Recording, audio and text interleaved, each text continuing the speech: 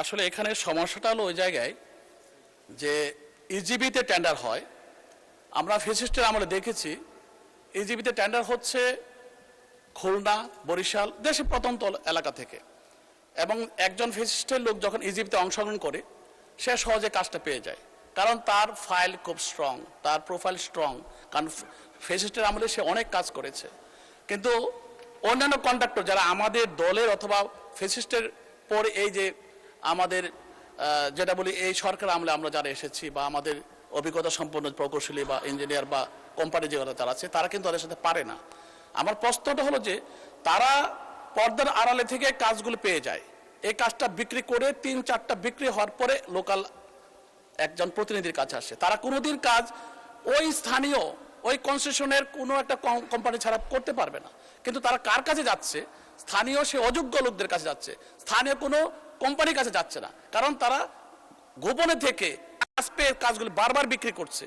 এই যে হাত বদল হয়ে যাচ্ছে, তাতে দাম কমে, তাতে তাদের টাকা কমে যায়, অ্যামাউন্ট কমে যাচ্ছে বলে ওই লোকটা কিন্তু যখন লোকালি পাচ্ছে কাজটা, সে তো যে কোনোভাবে তাকে লাভ করতে হবে বিধায় সে নিম্নমানের মালামাল কিনে সে কাজ করছে। আমি তার প্রত্যক্ষ সাক্ষী, আমার এলাকায় 29টা। মাননীয় সদস্য, আপনি যা বলছেন অ্যাবসলিউটলি রাইট। দয়া করে কোশ্চেনটা করেন, আমরা মাননীয় মন্ত্রীর কাছে এই ব্যাপারে সুস্পষ্টভাবে জানতে চাই, because all of us Right. more or less suffering from this problem. আপনি কোশ্চেনটা করেন, মাননীয় মন্ত্রী জবাব দিবেন। আমার প্রশ্নটা হলো, আমরা যদি আমার জেলার ভিতরে কন্ট্রাক্টরের কাছে নিয়ে আসি, আমি তাকে ধরতে পারবো, পাশাপাশি ফেসিস্টটা যাতে না আসতে পারে সেই জন্য উনি কি ব্যবস্থা করবেন এই কন্ট্রাক্ট প্রসিডিউরের মধ্যে? ধন্যবাদ মাননীয় সদস্য।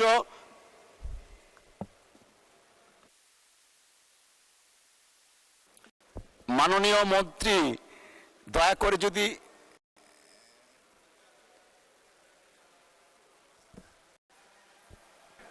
মাননীয় মন্ত্রী। জি ধন্যবাদ। এই বিষয়গুলো আমরা অবগত আছি এবং আমরা ইতিমধ্যে মাননীয় প্রধানমন্ত্রীর সঙ্গে আলাপ করেছি, অর্থমন্ত্রীর সঙ্গে আলাপ করেছি। আমরা এই আইনটার কিভাবে রিভিউ করে এটা সঠিক লোকেরা যেন পায় সেটা আমরা বিবেচনা করব। ধন্যবাদ। আমার জরুরি যে বিজ্ঞপ্তিটি এসেছে সেটা হলো স্থানীয় সরকার প্রকৌশল অধিদপ্তর এতদিন কাজের গুণগত মান ঠিক রাখার জন্য অন্য জেলা বা বিভাগের ঠিকাদারদের থেকে স্থানীয় ঠিকাদারদেরকে প্রাধান্য দেওয়ার বিষয় প্রসঙ্গে স্থানীয় সরকার প্রকৌশল অধিদপ্তর দেশের গ্রামীণ অবকাঠামো উন্নয়নে অত্যন্ত গুরুত্বপূর্ণ ভূমিকা পালন করছে। গ্রামীণ সড়ক, সেতু, কালভার্ট, শিক্ষা প্রতিষ্ঠান, বাজার, অবকাঠামো সহ নানা উন্নয়নমূলক কাজ এলজিডির মাধ্যমে বাস্তবায়িত হচ্ছে। এসব প্রকল্প জনগণের জীবনমান উন্নয়ন, কৃষি উৎপাদন বৃদ্ধি, যোগাযোগ ব্যবস্থার উন্নয়ন, স্থানীয় অর্থনীতিকে সচল রাখতে বিশেষ অবদান রাখছে। কিন্তু দুঃখের বিষয়, অনেক ক্ষেত্রে দেখা যায় যে স্থানীয় এলাকার কাজ অন্য জেলা বা বিভাগের ঠিকাদারদের নিকট প্রদান করা হয়, ফলে প্রকল্প বাস্তবায়নে নানা সমস্যা দেখা দেয়। বহিরাগত ঠিকাদাররা অনেক সময় নিয়মিত কাজ তদারকি করেন না, স্থানীয় বাস্তবতা সম্পর্কে পর্যাপ্ত ধারণা থাকে না, শ্রমিক ব্যবস্থাপনায় জটিলতা সৃষ্টি হয় এবং কাজের গুণগত মানও প্রশ্নবিদ্ধ হয়। নির্ধারিত সময়ে কাজ শেষ না হওয়া, নির্মাণ সামগ্রী ব্যবহার এবং রক্ষণাবেক্ষণে অবহেলার মতো অভিযোগও প্রায়ই উঠে আসে। একই সাথে আবার সেই কাজ হাত বদল হয়ে স্থানীয় ঠিকাদারদের কাছে ফেরত আসে। একইভাবে সেই স্থানীয় ঠিকাদাররা যদি প্রফেশনাল না হয় তখন আবার তার হাত বদল হয়। এতে করে কাজের খরচ বেড়ে যায়, আর এই বাড়তি খরচ মেটাতে নির্মাণ সামগ্রী ব্যবহার করা হয়, আর তাতে কাজের গুণগত মান নষ্ট হয়ে যায়। অন্যদিকে স্থানীয় ঠিকাদাররা এলাকার ভৌগোলিক অবস্থা, জনসাধারণের চাহিদা, যোগাযোগ ব্যবস্থা, মৌসুমী বাস্তবতা সম্পর্কে ভালোভাবে অবগত থাকেন। তারা কাজের প্রতি অধিক দায়িত্বশীল থাকেন, কারণ কাজের মান খারাপ হলে সরাসরি স্থানীয় জনগণের কাছে জবাবদিহি করতে হয়। এছাড়া স্থানীয় ঠিকাদারদের কাজের সুযোগ দিলে এলাকার অর্থনীতি সচল হয়, কর্মসংস্থান বৃদ্ধি পায় এবং স্থানীয় ব্যবসা বাণিজ্য উপকৃত হয়।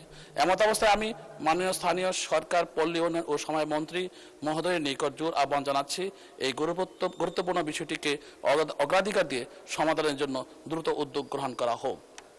ধন্যবাদ মাননীয় স্পিকার। ধন্যবাদ আপনাকে মাননীয় সদস্য। মাননীয় স্থানীয় সরকার, পল্লী উন্নয়ন ও সমবায় মন্ত্রী জনাব মির্জা ফখরুল ইসলাম আলমগীরকে এ বিষয়ে তার সংক্ষিপ্ত বিবৃতি প্রদানের জন্য আহ্বান জানাচ্ছি। ধন্যবাদ মাননীয় স্পিকার। স্থানীয় সরকার প্রকৌশল অধিদপ্তর দেশের গ্রামীণ অবকাঠামো উন্নয়নে অত্যন্ত গুরুত্বপূর্ণ ভূমিকা পালন করে চলেছে। গ্রামীণ সড়ক, সেতু, কালভার্ট, শিক্ষা প্রতিষ্ঠান, বাজার অবকাঠামো সহ নানা উন্নয়নমূলক কাজ এলজিইডির মাধ্যমে বাস্তবায়িত হচ্ছে।